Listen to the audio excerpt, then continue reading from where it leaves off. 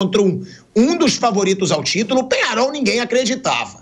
O Peñarol, essa bostinha de time dentro e fora de campo, com esse bando de marginal, ameaçando todo mundo, jogando pedra, tirando a paz da Libertadores. Agora, o Atlético Mineiro pegou o River Plate, cara. Ganhou de 3-0 o primeiro jogo e não levou gol no segundo. Dá para dizer que a classificação do Atlético teve mais peso ou não pelo Botafogo ter vencido por 5-0? E outra, Mauro, você concorda que os jogadores do Botafogo, que são os caras, hoje vivem melhor momento que os jogadores que são os caras no Atlético Mineiro? Não muito, né? O Davidson marcou 2 gols contra o Fluminense, 2 gols contra o River Plate. Qual jogador do Botafogo marcou 2 e 2 assim tão decisivos como o Davidson? O Hulk bem nesses jogos também, decisivos. O Paulinho. Eu acho muito difícil fazer qualquer projeção porque está muito longe. Um mês, muita coisa vai acontecer. O Campeonato Brasileiro pode impactar no Botafogo. A Copa do Brasil pode impactar no Atlético, aí positivo ou negativamente. Imagina, o Atlético ganha o Flamengo e é campeão. Ele vai grandão para essa final. Agora ele perde. É derrotado em casa e perde o título da Copa do Brasil para o Flamengo. Ele vai ter que se recuperar aí nesses 20 dias que vão separar uma final da outra, né? Há tempo suficiente, mas é claro que passará por um processo aí de recuperação de confiança e tudo mais. Então tem aí esse ponto que é importante. Para o bem ou para o mal. E no Botafogo, aí tem uma situação que é ainda mais delicada, que é o jogo que pode ser uma decisão do campeonato, ou algo muito próximo disso, que será 4 dias antes contra o Palmeiras em São Paulo. Então, acho que tem muita coisa. Você não sabe se vai ter jogador machucado até lá. Acho muito difícil fazer qualquer projeção, porque falta um mês, né? Na verdade, faltam 20... Quantos dias? 29 dias? 30 dias. Exatos 30 dias. Isso mesmo. Hoje é quinta-feira, né? É num sábado daqui a 4 semanas. Então, são 30 dias exatos até essa partida na Argentina, que ainda tenho dúvidas, eu tenho dúvidas se vai ser no Monumental, porque se for nesse estádio, a tendência é ser um grande fiasco de público, exceto se a Conmebol resolver distribuir ingressos ali, né, pelas ruas de Buenos Aires, né, sair por ali pelo Obelisco, pela Recoleta, por Palermo, ali na região do Caminito, ali fazendo, em Cabalito também e tal, fazendo distribuição de ingressos. Quer ir para a final da Libertadores? Eu duvido que ela faça isso, porque os ingressos são caros, ela não vai distribuir. Então, porque as duas torcidas... Ontem tinha 600 pessoas do Botafogo lá. Tudo bem, havia um temor, né? Muito compreensível por todo o clima criado. Mas não tem a menor chance dessas duas torcidas encherem aquele estádio enorme como o estádio do River Plate. Então, ainda acho que pode mudar para um estádio grande, mas menor do que aquele. Um estádio com metade da capacidade, 40 mil, 40 e poucos mil lugares, algo em torno disso. Então tem muita coisa para acontecer até lá. Eu acho que qualquer projeção seria muito prematuro, né? Os dois times têm jogadores decisivos e do ponto de vista do Botafogo, que eu vejo assim, que eu acho que o Botafogo e o Arthur Jorge tem que prestar muita atenção, né? Falar dos aspectos negativos, positivos é a coisa mais fácil do mundo. Ontem a transmissão do jogo parecia que o Botafogo estava arrancando a classificação à força, já estava classificado, né? Já estava classificado. Então, assim, esse oba-oba e tal, isso é muito legal para a torcida. A gente não está aqui para fazer oba-oba para torcida nenhuma, né? Então, vamos analisar o jogo. O que aconteceu ontem tem um sinal, independentemente... O time estava desfalcado, mas era o Peñarol, era o mais fraco dos semifinalistas, um dos mais fracos dos times da fase anterior. O fato de o Flamengo ter conseguido ser eliminado pelo Peñarol não faz do Peñarol uma grande equipe. É um time que tem qualidade, o trabalho do Aguirre, que eu acho um técnico até com muitas limitações, mas foi bom. E o Peñarol ontem, ele amassou o Botafogo no primeiro tempo. O Botafogo passou muito sufoco, tinha um time mexido, é verdade, mas foi muita pressão, muito mais do que eu imaginava, né? E poderia tomar mais de um gol no primeiro tempo. E aí veio o Aguirre, né? Um goleiro muito fraco, goleiro do qual o Flamengo não conseguiu fazer um mísero gol. Que uma vergonha. Esse jogo de ontem e o Aguirre aumentaram o vexame do Flamengo. O Flamengo não fez um gol naquele cara. O cara vai e chuta o John no intervalo. Quando o Peñarol vai para o segundo tempo com 1-0, 11 contra 11. E se mete um segundo no começo, começa, é muito difícil, mas, cara, futebol tem umas coisas muito loucas, né? E o Botafogo não estava nada bem, nada bem. E aí, é claro, a coisa muda. Ainda assim, toma o segundo gol desse Peñarol com 10 homens, depois tem a expulsão do Matheus Pontes, faz um gol no contra-ataque, toma ainda o terceiro, quer dizer, o Botafogo tomou 3 gols desse Peñarol, gente, e por pouco não tomou mais. Isso aí, com qualquer escalação, é para tomar um certo cuidado. Contra o Atlético, isso pode ser fatal. Então, acho que o Botafogo, o Arthur Jorge, tem que olhar muito para isso. E aí tem uma coisa que me chama a atenção também, outro alerta para o Botafogo. Veja bem, gente, estou fazendo alerta, são críticas construtivas, tá? Para jogar confete, tem um monte de gente jogando confete já aí. O Botafogo passou pelas outras fases com alguns momentos de sufoco que poderiam e deveriam ter sido evitados. Contra o Palmeiras. Chega em São Paulo em vantagem, amplia a vantagem, aí passa um sufoco no final e quase vai para os pênaltis. Aquele jogo estava controlado.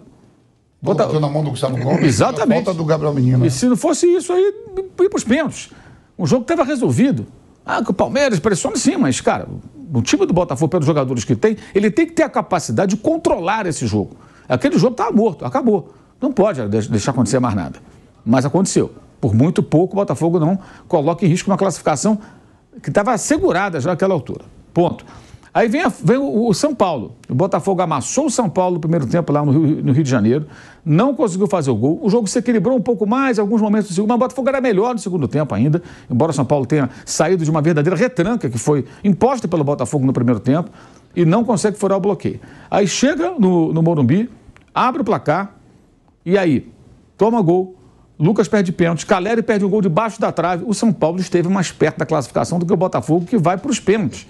Então, todo o domínio, se você pegar os 4 tempos de Botafogo e São Paulo, eu diria que 2 de domínio do Botafogo, primeiro tempo dos 2, um mais equilibrado ali, com o Botafogo um pouco melhor, segundo tempo no Rio, e o segundo tempo do São Paulo foi melhor, bem melhor. E o São Paulo com um time inferior.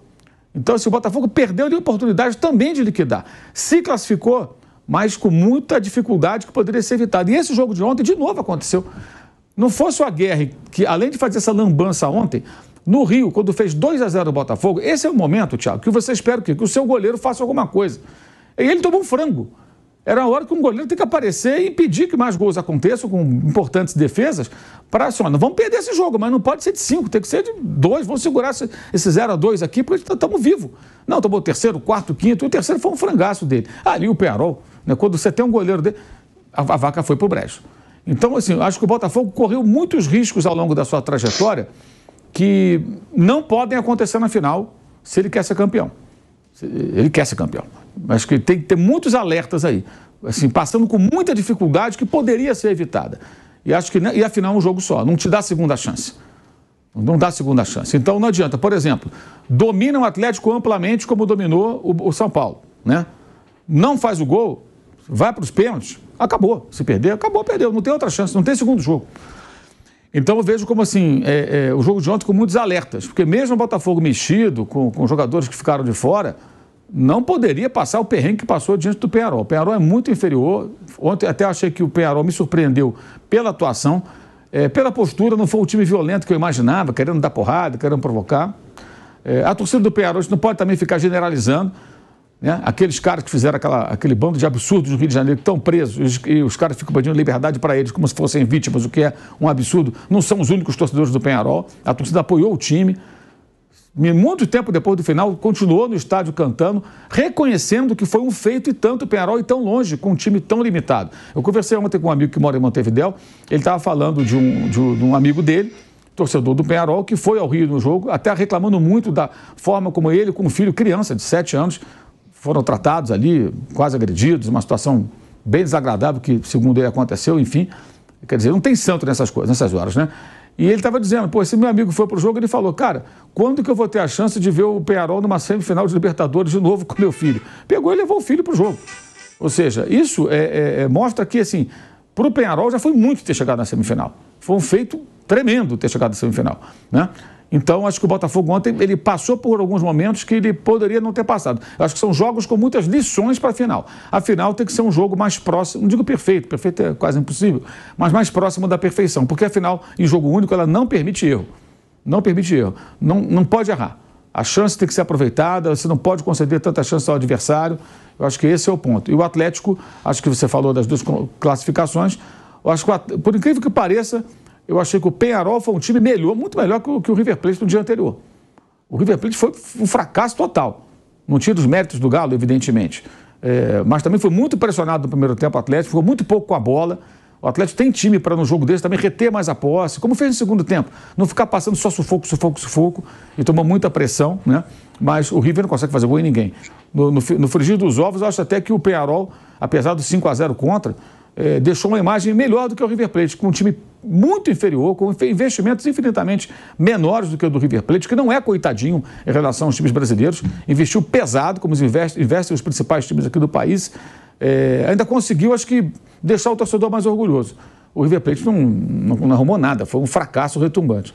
Mas acho que esses 3 jogos, as 3 fases de classificação, tem detalhes que eu acho que o Botafogo tem um mês aí para pensar, para aprimorar, como o Atlético tem também as questões que o envolvem para essa final no dia 30 de novembro. Agora, até lá, muita coisa vai acontecer, né? E acho que essas 2 outras competições impactam. E nesse ponto, o Atlético tem uma vantagem.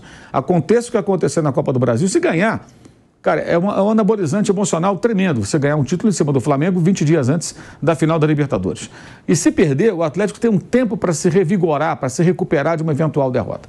O Botafogo, quanto o Palmeiras, ele tem pouco tempo para se recuperar de uma derrota, caso ela aconteça. Caso ele perca ali a liderança, fique sem a chance de ser campeão brasileiro, dependendo dele mesmo. O que também vai depender dos próximos jogos. E aí é muito importante o Botafogo chegar no dia 26, né, 26, terça-feira, no Allianz Parque, com uma vantagem sobre o Palmeiras, de preferência de pelo menos 4 pontos. Muito importante isso. O Botafogo tem que tentar abrir essa vantagem, porque ele perde e ainda fica na liderança. Então, acho que essa tem que ser a meta do Botafogo. Aí ele joga mais tranquilo. Digamos, jogou. Se por acaso perder, opa, perdi, mas sou líder. Dependo só de mim. Vou para Buenos Aires buscar a Libertadores, depois eu resolvo esse negócio aqui, do Campeonato Brasileiro. Então, acho que tem que ser essa a meta do Botafogo até lá. As 2 competições vão se cruzar. E isso não pode ser ignorado.